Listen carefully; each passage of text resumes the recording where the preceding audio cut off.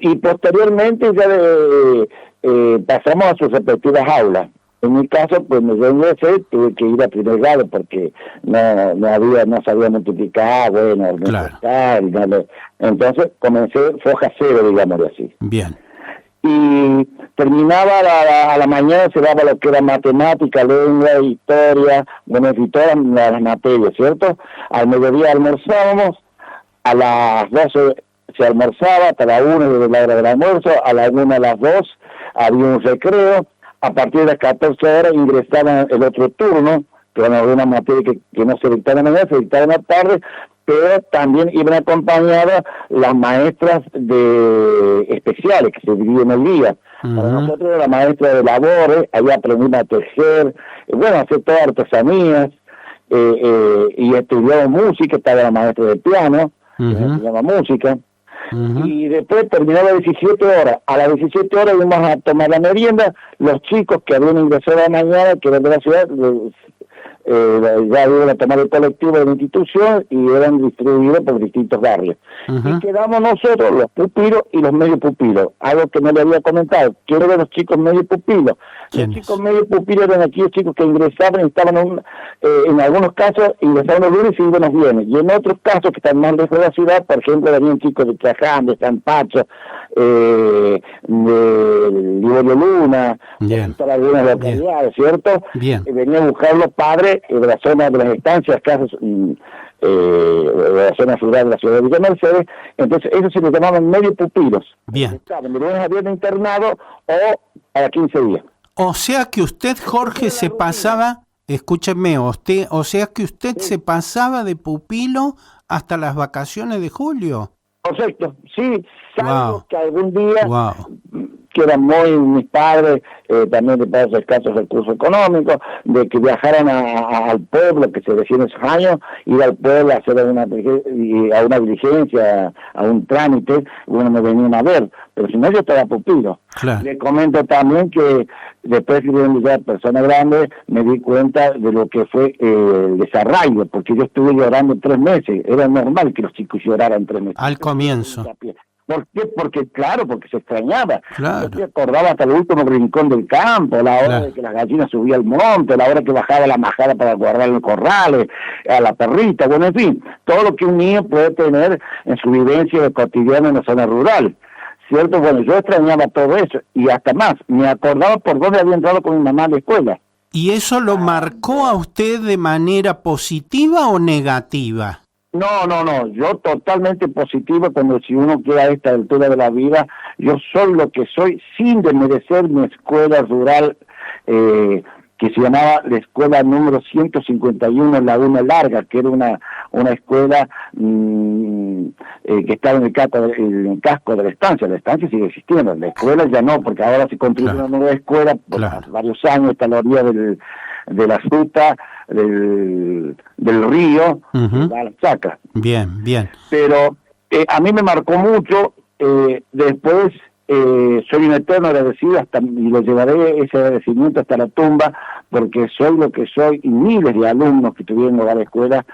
Claro que habrá personas que no tienen el mismo criterio y tendrán sus resentimientos, y a unos les sobra razón, a otros les falta motivo, pero en fin. ¿Alguna vez, Jorge, sucedieron hechos como, por ejemplo, violencia, que algún adulto le pegara a un chico, a una nena? ¿Sucedieron casos, digamos, en donde usted tuviera que decir, mire, hubieron casos, pero bueno, la conclusión final es que a usted le cambió la vida el Hogar Escuela? ¿Se enteró de algo, alguna leyenda, algo? Mire, seamos sensatos. En la infancia ocurre todas esas situaciones, cosas de los chicos, de pelearse por la figurita, de pelearse por el trompo, pelearse por el barrilete, pero eso era natural porque era de nuestra infancia, nuestro aprendizaje, pero de ahí a utilizar el término violencia es una barbaridad. Fue una de las campañas que utilizó el gobierno en su momento para hacer lograr escuela, que había maltrato, nada que ver.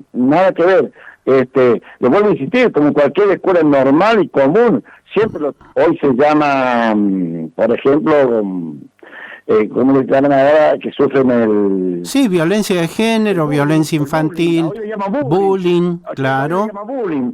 Claro, pero aquella época era burlarse, reírse del otro. Abusos, había abusos, por ejemplo. Pero no nada que hablar de abusos sexuales o abusos de golpeada por ser golpeado por el personal de la institución, nada que ver. Sí, con ese criterio podríamos decir que para las épocas que estamos hablando existía el puntero. Le pegaron un puntero en la cabeza del alumno y ¿quién le iba a arreglar? Iba a la casa, le avisaban, era el doble castigo porque el papá le volvía a pasar la factura con un látigo o una varilla. Eso siempre existió, no podemos negarlo. Era un parte, qué sé yo, los padres antes era otra sociedad, convengamos, era otra enseñanza, otra formación. Ocurre que hoy día los hemos confundido libertad con libertinaje, pero bueno, son cosas que uno las va a poder modificar. Jorge, que el eje de la entrevista, nosotros éramos muy bien alimentados, teníamos unas ecónomas que nos hacían el programa del almuerzo, la merienda, todo equilibrado. ¿Y la ropa, el uniforme, cómo era? ¿Cómo era el uniforme? Eso era algo maravilloso. Los uniformes, todo lo que era producto no perecedero y material didáctico, y la ropa venía por trenes a Villa Mercedes. Se llegaba en el mes de febrero, antes de comenzar las clases, ya estaba todo equipado de la escuela para recibir cuando llegaran los alumnos. Nosotros teníamos unos uniformes, pantaloncitos largos para de tipo beige, con saquitos de color marrón. Las nenas tenían su vestido, tenían sus chaquetitas, nunca nos faltó abrigo, nunca nos faltó ropa. Por eso yo digo que estuve en la época del esplendor del hogar escuela. Para que usted tenga una noción, y la audiencia tome un poquito más también de conocimiento de causa, que nuestras vajillas eran de loza. La vajilla eran platos de loza, eran de postre, plato hondo, plato playo, los cubiertos de alpaca, las ollas de alpaca, las jarras que nos servían. Y después en el año 66 se cambió esa vajilla y se puso a ser inoxidable. Las vi ayer, sí. Las vi ayer. ¿Cierto? Sí. Ya, bueno, pero antes nosotros teníamos ensaladeros de vidrio. Yo tengo presente que estoy hablando, era algo maravilloso. También conocí el cine, ahí nos daban cine en colores, ya, pues, teníamos el salón de actos que era una maravilla porque el techo era una bóveda con cuentos, de dibujitos de cuentos que estaban todos pintados, todo era una leyenda, un cuentito, con un solo micrófono. Se escuchaba perfectamente, tenía una acústica algo extraordinaria. Creo que fue el único salón de acto de la provincia de San Luis que no necesitaba otro apoyo en la técnica de la audición. Claro. Y aún así, ese salón de acto eran las butacas de cuero y madera. Sí. Eran 400 de un lado, un pasillo más 400 de otro lado. Era para la capacidad de 800 personas. Usted dijo ayer que en el hogar escuela pasaron miles de alumnos. ¿Cuánto? Usted dio la cifra. ¿Cuántos fueron? Sí, mire, yo fui parte de la comisión de exalumnos de los últimos luchadores que nos enfrentamos al poder político de la dictadura civil y federal de los hermanos Rodríguez Sá, para que no se cesara el hogar escuela. Y a lo largo de la historia institucional estoy hablando, se estima que hubo aproximadamente 65.000 alumnos que pasaron. 65.000, wow. Les voy a explicar el por qué. Cortito, Jorge, porque me están apurando acá con el corte. Bueno, porque en la primera etapa del hogar escuela, que era hogar solo, y después se hizo la escuela, digamos, se dictó clase, pero la primera etapa, los primeros años de un hogar solo, y después sí se transformó en escuela. Pero en su época de mayor actividad de la institución, entre medio pupilos y los diurnos, que venían todos los días, llegó un momento de tener 1.800 alumnos por año. 1.800 por año, claro. Eso habla de una sumatoria a lo largo de unos 15 años. Claro. Y después ha ido alternando entre 1.200, 1.500 y ha ido bajando, y bueno, pero se estima.